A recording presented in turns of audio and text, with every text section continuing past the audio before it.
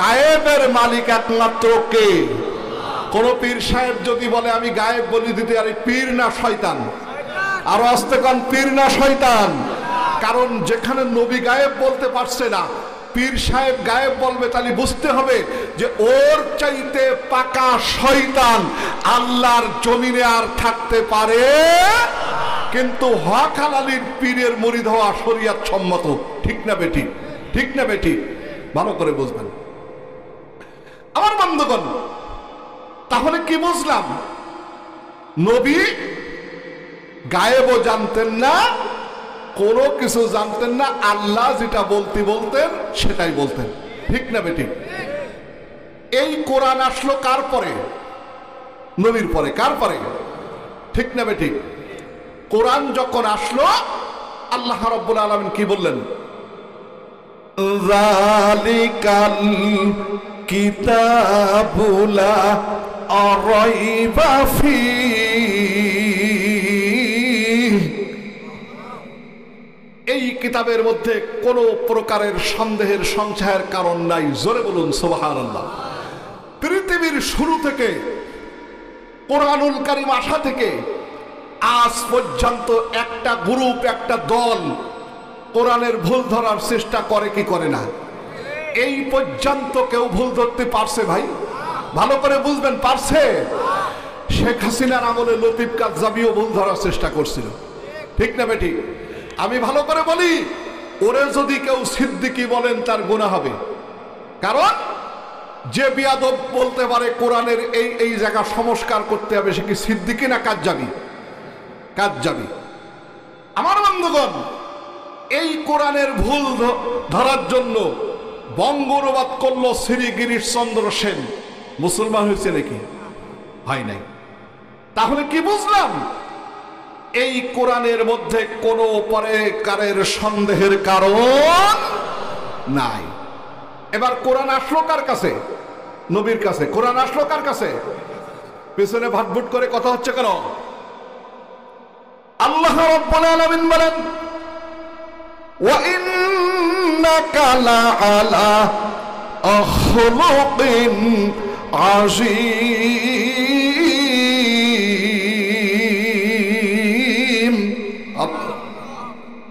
নবী হে, আপনি পুত পবিত্র উত্তম চরিত্রের পরে প্রতিষ্ঠিত। আমার নবীর চরিত্রে কোনো খুঁত নাই, কোনো কালি নাই, কোনো কলুষমা নাই, কোনো সন্দেহের কারণ আছে নাকি? দেখাতে পারবেন কেউ? পারবেন কোনো বাপের বেটা? তাহলে কোরআনও নিট অ্যান্ড ক্লিন, কোরআনের মালিকও নিট অ্যান্ড ক্লিন, কোরআনের বাপও নিট অ্যান্ড ক্লিন। তাহলে ইসলাম কি নিট অ্যান্ড ক্লিন না ভেজাল? Neat and clean. হিন্দু দাদু ভাইরা বলেন, তমস্য জাতি নম্রং তুচ্ছং স্বয়ং শতপদং ধর্মং। তোমরা হলে সর্বোত্তম জাতি, বিভিন্ন সময় বিভিন্ন ধর্মকে প্রাধান্য দেওয়ার কারণে তোমরা নিকৃষ্ট হয়ে গেছো। তুচ্ছং সনাতন ধর্ম, নিকৃষ্ট সনাতন ধর্ম। তুচ্ছং গ্রীক ধর্ম, নিকৃষ্ট গ্রীক ধর্ম। তুচ্ছং বৌদ্ধ ধর্ম, নিকৃষ্ট বৌদ্ধ ধর্ম। তুচ্ছং খ্রিস্টান ধর্ম, নিকৃষ্ট খ্রিস্টান ধর্ম। উৎকৃষ্টং ধর্মং ইসলামং। এই পৃথিবীর মধ্যে একটাই মাত্র ধর্ম হলো উৎকৃষ্ট, সঠিক, সেই ধর্মের নাম হলো ইসলাম। একদল হিন্দু এই কথা বলে ইসলাম কবুল করে মুসলমান হয়ে গেল। সকলে পড়ুন লা ইলাহা ইল্লাল্লাহু মুহাম্মাদুর রাসূলুল্লাহ। সকলে পড়ুন সাল্লাল্লাহু আলাইহি ওয়াসাল্লাম। খ্রিস্টানরা কি বললেন? ইসলাম ইজ রিলিজিয়ন, ইসলাম হলো শান্তির ধর্ম। জোরে বলুন সুবহানাল্লাহ। এই কথা বলে একদল খ্রিস্টান ইসলাম কবুল করে মুসলমান হয়ে গেল। জোরে বলুন সুবহানাল্লাহ।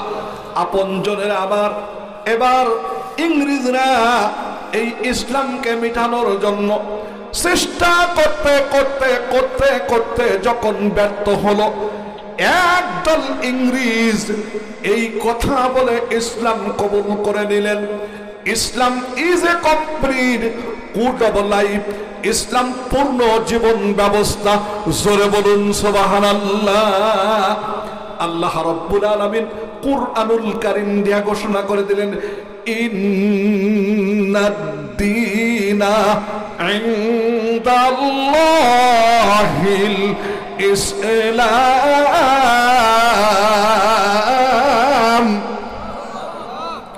নিশ্চয়ই আমার নিকট মনোনীত দিন ও ধর্ম হলো ইসলাম।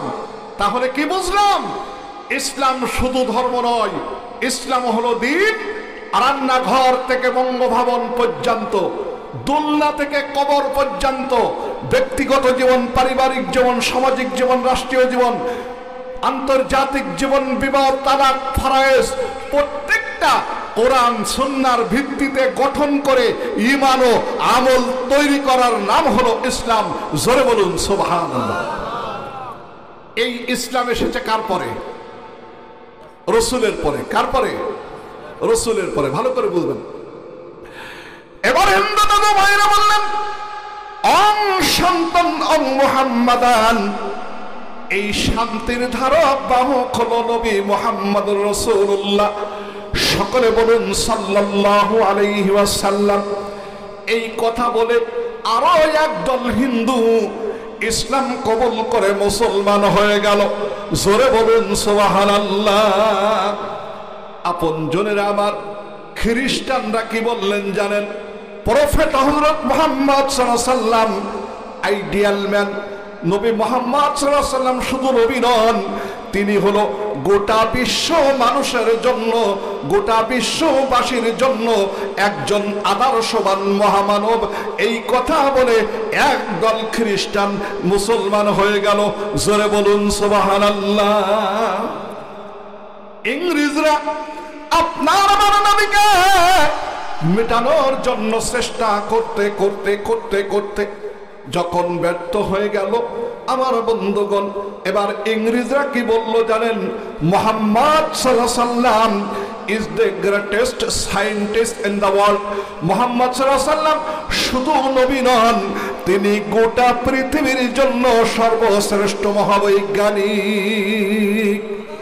ওরে সুবহানাল্লাহ। তোর আরো আসতে কন। আমরা হলাম সেই নবীর উম্মাহ, ঠিক না বেটি?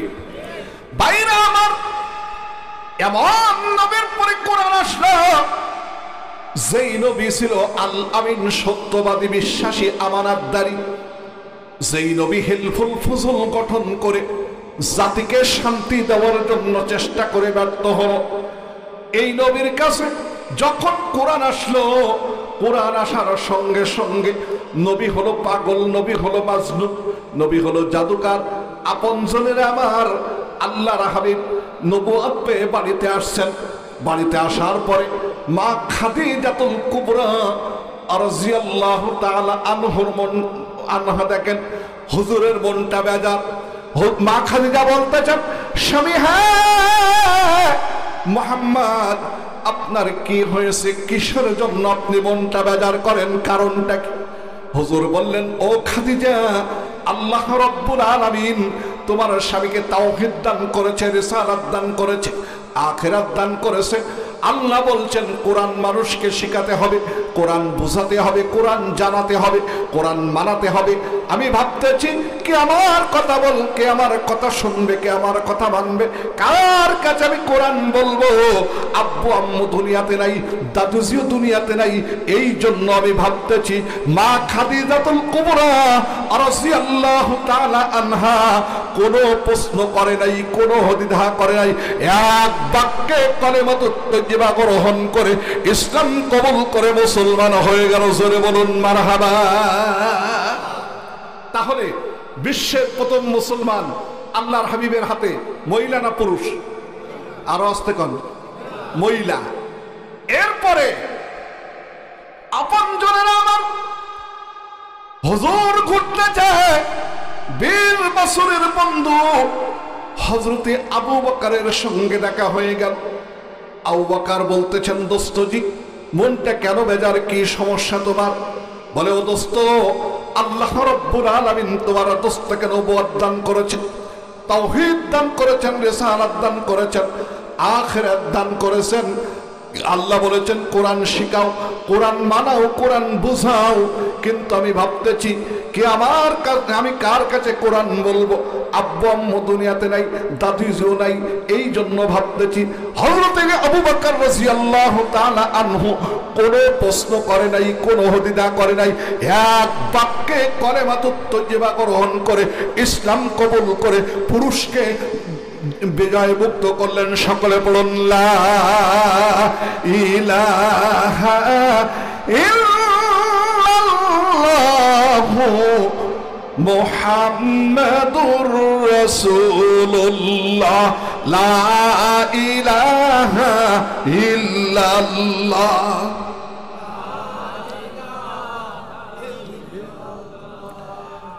লা ইলাহা ইল্লাল্লাহ, লা ইলাহা ইল্লাল্লাহ মুহাম্মাদুর রাসূলুল্লাহ।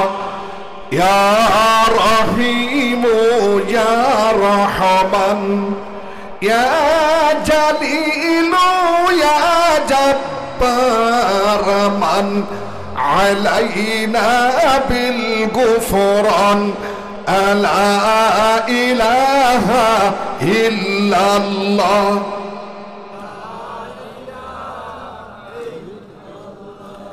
লা ইলাহা ইল্লাল্লাহ মুহাম্মাদুর রাসূলুল্লাহ। আপনজনের আমার খাদেম ছিলেন যায়েদ বিন হারেস। যখন শুনতে পাইলেন নবীজি নবুয়ত পেয়েছে, কোনো প্রশ্ন করে নাই, কোনো দ্বিধা করে নাই, এক বাক্যে কলেমাতুত তাইয়্যিবা গ্রহণ করে ইসলাম কবুল করে নিলেন। জোরে বলুন সুবহানাল্লাহ। প্রশ্ন আপনাদের কাছে, আমি সাতক্ষীরায় যেই যদি আমার বউকে বলি আজকে আমি রাত্রি আসতে আসতে পীর হয়ে গেছি, তুমি মুরিদ হও, হবে নুনি? হ্যাঁ, বলে ভাওতাবাজি বাদ দাও, আর কি বলবা তাই বলো, ঠিক না? ভাইরা আমার, খাদেম জানে হুজুরের কি খবর, ড্রাইভার জানে হুজুরের কি খবর, বন্ধু জানে বন্ধুর কি খবর, স্বামী জানে, স্ত্রী জানে স্বামীর খবর। তিনজন ব্যক্তি ইসলাম কবুল করলেন। এরপরে আল্লাহর হাবিব ঘুরতেছে, মানুষেরা পাগল বলে, জাদুকার বলতেছে, মাজনুম বলতেছে। একান্ত আপনজনের আমার, যার কাছে যাই কেউ হুজুরকে ঠাঁই দেয় না। এমনকি আল্লাহর হাবিবের বিরুদ্ধে কুচ্ছা রটনা শুরু হয়ে গেল। আল্লাহ পাগল হয়েছে নাকি মুহাম্মাদের কাছে কালাম পাঠাবে?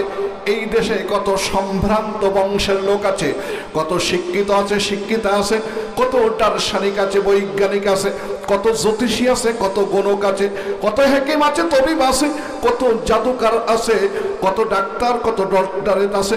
কারোর কাছে না পাঠায়া আল্লাহ রাব্বুল আলামিন মুহাম্মাদের কাছে কালাম পাঠাবে, যার কোনো অক্ষর জ্ঞান নাই, যে শিক্ষিত না, যার কোনো অর্থ নাই, স্বার্থ নাই। এটা কোনো কায়দায় মেনে নেওয়া যায় না। ভাইরা আমার, আল্লাহর হাবিব এই কথা শোনার পরে আল্লাহর কাছে অ্যাপ্লাই করে দিলেন, দরখাস্ত করে দিলেন, দোয়া করলেন, আল্লাহ তোমার বান্দা বান্দিরা আমার কোরআন তোমার কোরআন বলে মানতে চাই না, এটা নাকি আমি তৈরি করেছি, তারপরে তুমি এর ব্যবস্থা করো। বলে হে নবী, তাহলে ভালো কথা। আল্লাহ রাব্বুল আলামিন কোরআনুল কারীম দিয়া সুন্দর করে ঘোষণা করে দিলেন, ওয়া ইন কুনতুম ফি রাইবিম মিম্মা নাযালনা আলা আবদিনা ফাআতু বিসূরাতিন মিন মিসলি أدعوا شهداءكم من دون الله إن كنتم صادقين. জোরে বলেন আল্লাহু আকবার। আল্লাহ বলেন, হে নবী, আমার বান্দা বান্দি আপনার উম্মতিরা বলতেছে এ কোরআন আমি তৈরি করি নাই, তুমি তৈরি করেছো, ভালো কথা। তাহলে তুমিও মানুষ, তারাও মানুষ। আমার কোরআনের ছোট্ট একটা সূরার মতো একটি সূরা তৈরি করে তারা দেখিয়ে দিক। সঙ্গে সঙ্গে ঘোষণা দেওয়া হলো, আবু জাহেল্লা বিয়াদব, ওই দেশের যত ডাক্তার, যত ডক্টরেট, যত দার্শনিক, যত বৈজ্ঞানিক, যত জ্যোতিষী, যত গণক, যত হেকিম, যত তবিবি, যত ডাক্তার, যত জাদুকার, যত গণক, এরপরে যত শিক্ষিত ব্যক্তি ছিল, পণ্ডিত ছিল, সকল ব্যক্তিকে একত্রিত করলেন আল্লাহর সঙ্গে গাদ্দারি করবে। ও মুসলমানেরা, আজ পর্যন্ত আল্লাহর সঙ্গে গাদ্দারি করে কোন ব্যক্তি টিকতে পেরেছে নাকি? এখনো পারতেছে? কিয়ামত পর্যন্ত পারবে? আল্লামা সাঈদীর অপরাধ ছিল কি?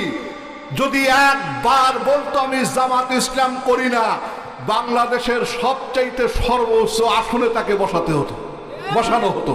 ঠিক না ভুল বললাম? এই কথা কেন না? হ্যাঁ, কিন্তু তারা বাতিলের কাছে মাথা নত করে নাই, করছে। এ বিয়াদব, এ ফ্যাসিবাদ, এমন বিয়াদব চিন্তা করলো 14 আগস্ট এর চিরতরের মতো বিদায় করে দিতে হবে, ইনজেকশন পুশের মাধ্যমে বিদায় করে দিয়ে এই দেশটাকে পঙ্গু করে দিয়ে দিল্লি মামুর বাড়ি চলে গেছে। ঠিক না? আল্লামা সাঈদী বলতেন, আমরা হলাম মূলবাদী আর তোমরা আগাবাদী। বেশি লাফালাফি করবে না।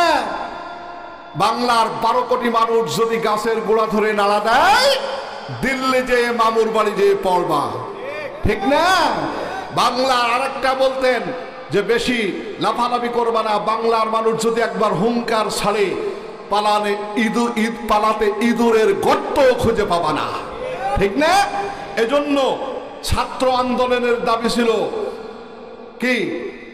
সমস্ত দলের দাবি ছিল কি?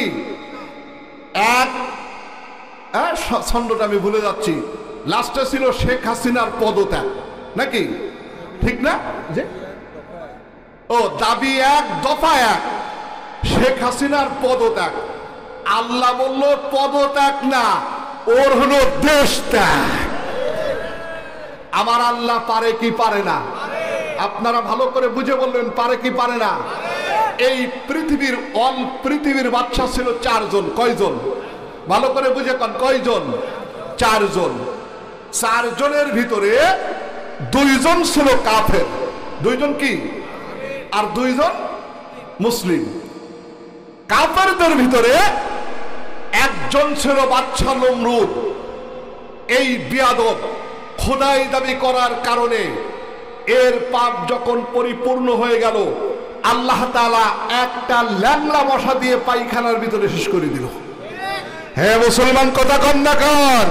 সে আল্লাহ আজও আছে না নাই? সুতরাং ফিরাউন গাদ্দারি করলো, নীল নদে চুবাইল। দেখেন কি বিয়াদব! যখন নীল নদে প্রথম সোবানি খালো, বলে আমানতু বিরাব্বিল আলামিন, আল্লাহ আমি তোমার উপর ঈমান আনছি। আল্লাহ বলছে আর হবে না, আর এক সুবানি। এরপরে কি বলছেন? আমানতু বিরাব্বি মূসা ওয়া হারুন, আমি মূসা এবং হারুনের রবের উপর ঈমান আনলাম। আল্লাহ বলে আর এক সুবানি দিয়ে তোরে শেষ করে দিয়ে সুটকি দিয়ে রাখবো, কোনো মশামাসি তোর শরীরে পড়বে না। কথা কয় না? সুতরাং কোরআনের সঙ্গে গাদ্দারি যারাই করে, কোরআনের ভুল যারাই ধরে, দেখবেন এদের শানে নুজুল আছে। কথা কি বোঝেন? হ্যাঁ, গোড়ার থেকে আপনি দেখেন ওয়ালিদ বিন কাবুস যে হলো ফিরাউন, ঠিক না? এ কিন্তু তার বাবার পালিত পুত্র। মা অন্যের সঙ্গে ওঠা বসা করি সন্তান হয়, কিন্তু বংশের কলঙ্ক হবে, তাই তার বাবা কিছু বলতে পারে নাই। এরপরে রাসূলের যুগে ওয়ালিদ বিন মুগিরা সবচাইতে বড় দুষ্ট ছিল। আল্লাহ রাসূল বললেন এটা হলো হারামজাদা। মার কাছে গিয়ে বলতেছে, মাগো তোমার কাছে একটা কথা বলবো, যদি সত্যি না বলো তাহলে তলোয়ার দিয়ে শেষ। বলে বাবা কি? বলে আল্লাহ রসুল আমাকে হারামজাদা বললো কেন? যদিও কাফের ছিল কিন্তু মনে মনে বিশ্বাস করতো, কিন্তু তাহলে লাভ হবে?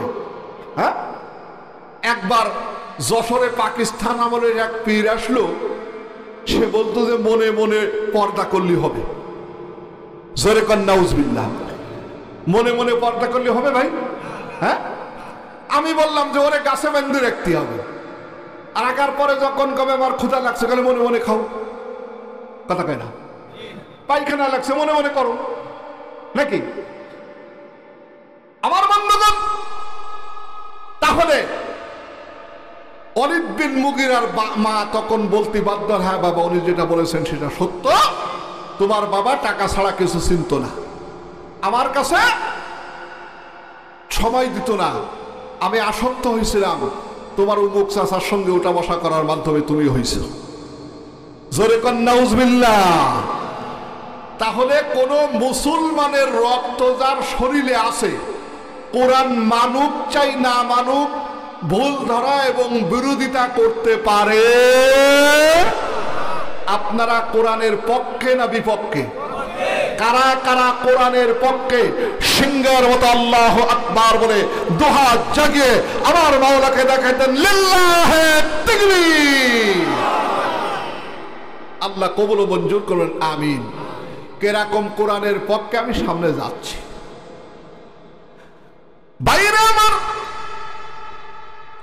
আবু জাহেল যখন লোক জোগাড় করে একত্রিত করলো আল্লাহর কোরআনের সঙ্গে গাদ্দারি করবে, সকল ব্যক্তি একত্রিত হলো। আল্লাহর হাবিব সূরা কাউসার লেখায় তাদের মাধ্যমে পাঠাই দিলেন তাদের কাছে। সকল ব্যক্তি চেষ্টা করতে করতে করতে করতে যখন ব্যর্থ হয়ে গেল, এবার ওই যুগের সবচাইতে বড় কবি, তার নাম ছিল কবি ইমরুল কায়েস। কি নাম বললাম? আর একজন কবি ছিল কবি নবীন। এই দুইজন ব্যক্তি একত্রে বলে দিল, লাইসা পড়েন, লাইসা হাযা কালামুল বাশার, এটা কোনো মানব রচিত কালাম নয়, এটা স্বয়ং আল্লাহর কালাম। এরপরেও কোরআনের ভুল ধরার চেষ্টা চলছে কি চলছে না বলুন? কিন্তু কোরআনের কাছে যারা ভালো মন নিয়ে আসে তারা পরশ পাথর হয়ে যায়। জোরে বলুন সুবহানাল্লাহ। আর যারা খারাপ মন নিয়ে আসে তারা হালাক হয়ে যায়, পঙ্গু হয়ে যায়, ঠিক না? দেখুন হযরত ওমর কোথা থেকে কোথায় গেল।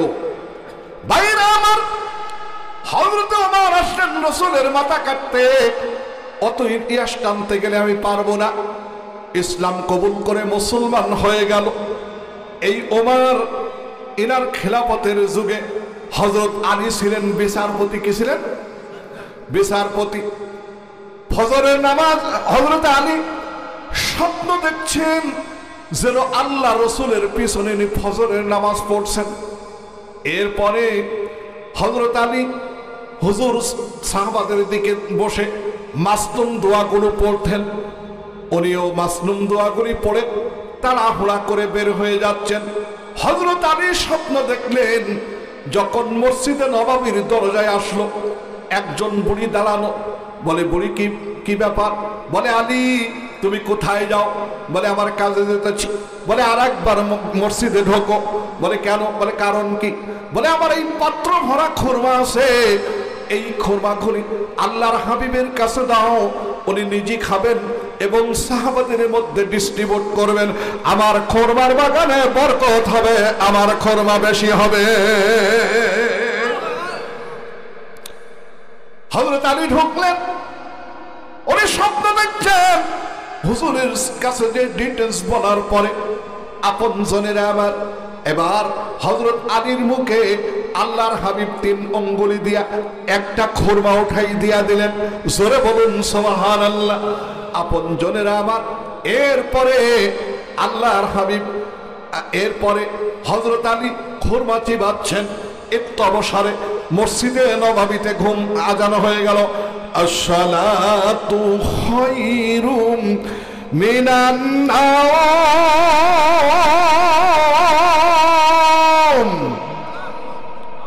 নামাজ হইতে ঘুম উত্তম নাকি? হ্যাঁ, আরে মুসলমান, কে উত্তম? ঘুম থেকে নামাজ উত্তম। তবে কিছু কিছু বেকায়দা আছে, যখন আজান হয় কায়দা করে লেপ মুড়ি দিয়ে বউ ফাজা করে শুই থাকে না, ওর কাছে নামাজে সেই লেপ মুড়ি দেওয়া উত্তম। আর বউ কয় তুমি যাইও না, তোমার ঠান্ডা লেগে যাবে। ওরে কায়দারে কত বদমাইশ মার্কা মহিলা। তবে আপনাদের ফরিদপুরি নাই না? হ্যাঁ, ডোন্ট মাইন্ড, আপনার কিছু মনে করবেন না। আছে?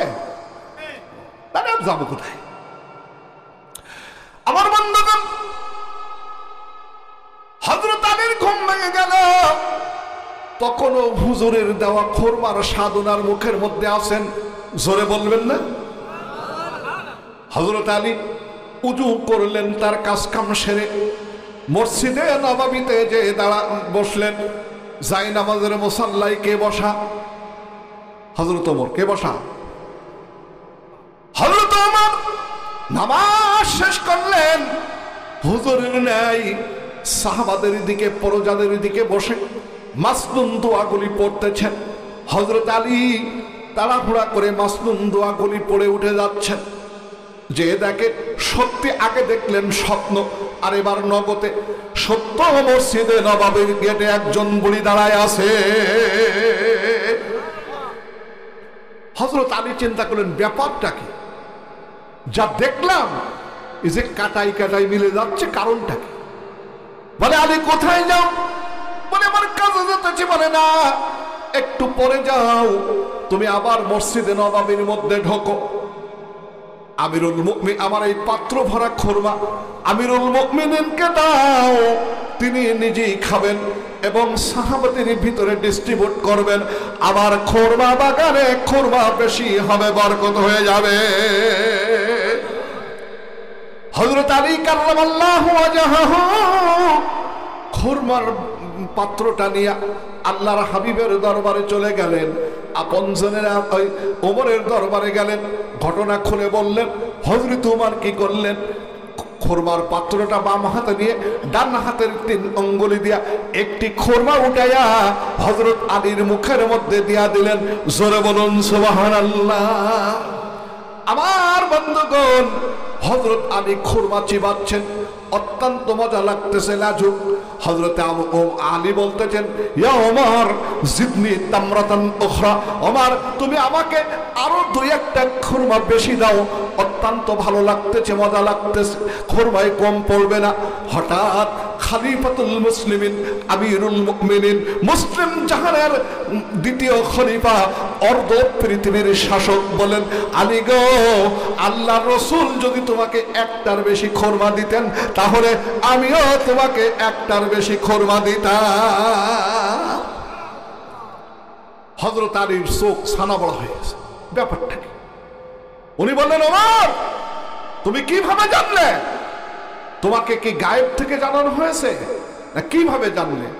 হযরত ওমর বলেন, আলী, তুমি ভালো করে বুঝে নাও, যেটা আমরা বলি মাল্লাহুল মাওলা ফালাহুল কুল।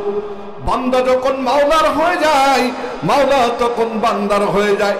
হযরত ওমর বুঝাইলেন, আলী গো, বান্দা যখন মাওলার হয়ে যায়, মাওলার সাহায্যে সে দুনিয়ার সব কিছু দেখতে পায়। আমার বাপজানেরা, আমরা কোরআনের পাগল হলো মুখে মুখে, ঠিক না? আপনারা জানেন না আব্দুল কাদের মোল্লার ফাঁসি হলো? এ আপনাদের ফরিদপুরের লোক না? ওনাকে যখন তওবা পড়াতে গেছে বঙ্গভবন মসজিদের ইমাম, উনি বলছেন, হুজুর, আপনার তো কিছুক্ষণ পরে ফাঁসি হবে, তা আপনার কোনো চাওয়া পাওয়া আছে কিনা, আর আপনি একটু কলেমা পড়েন। উনি বললেন, তুমি কি করো?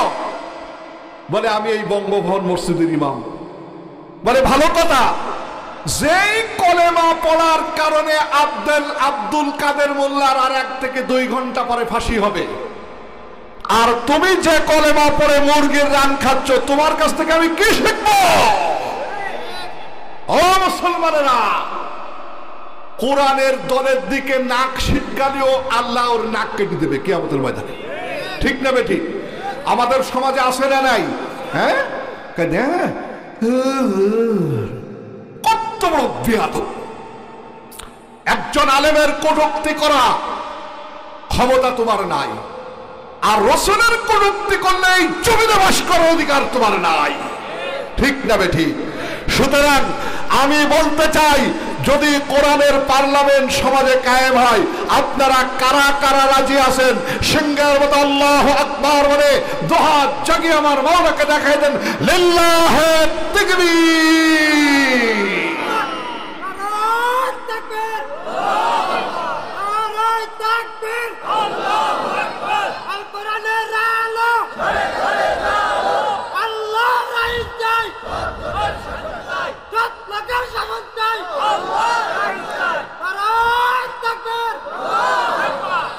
আপনাদের কষ্ট হচ্ছে? শেষ করে দেবো?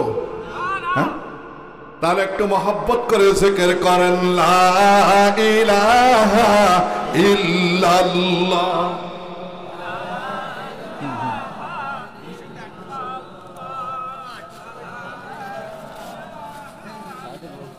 দেন টাইম।